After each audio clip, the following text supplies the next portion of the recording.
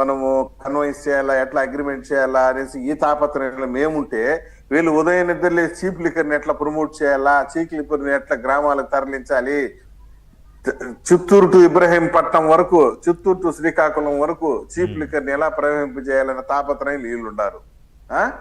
పైగా వీళ్ళు చేసే చీప్ పనులన్నీ చూడండి.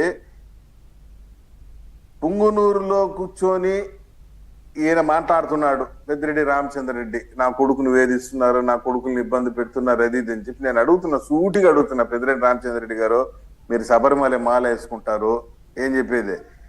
ఏ తప్పు చేయనటువంటి పుంగునూరులో 500 కుటుంబాల పైన తప్పుడు 307 కేసులు పెట్టి ఇచ్చి ఊర్లు ఖాళీ చేయించావు. చంద్రబాబు నాయుడు గారు అంగంలో పర్యటనకు వచ్చినప్పుడు తప్పుడు కేసులు పెట్టించి 500 కుటుంబాలకు చెందిన పిల్ల జల్ల మొత్తం ఊర్లు వదిలి వెళ్ళిపోయినారు. కొందరు ఇప్పటికి కూడా కాన్ రాకుండా పోయినారు. వాళ్ళ కడుపులన్నీ కాలవా? వాళ్ళ బిడ్డలు కదా? నీ బిడ్డేనా చెప్పు? బిడ్డ అంటే నీ మిథున్ రెడ్డి ఒకడేనా?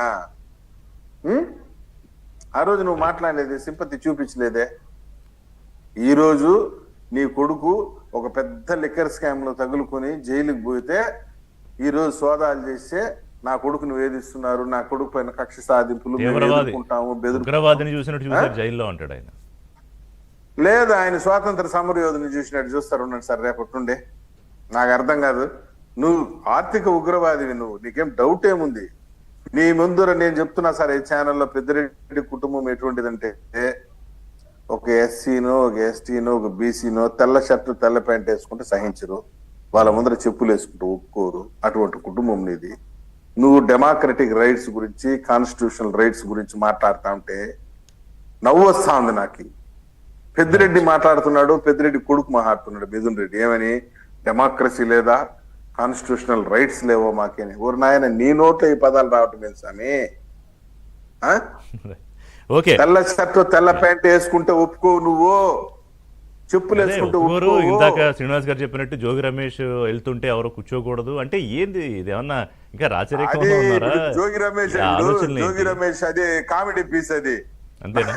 నా దృష్టిలో అది డమ్మీ పీసు, కామెడీ పీసు. ఎందుకంటే ఆయన మీ నాయకుడిని ఛాలెంజ్ చేస్తున్నాడు. రమ్మని చెప్పండి. ఆడాడో కూర్చొని, పేడంలో కూర్చొని, విజయవాడలో కూర్చొని సవాల్ వేసేది కదా. తిరుపతికి వస్తానంటే కదా, నీకు దమ్ముంటే రేపు రా.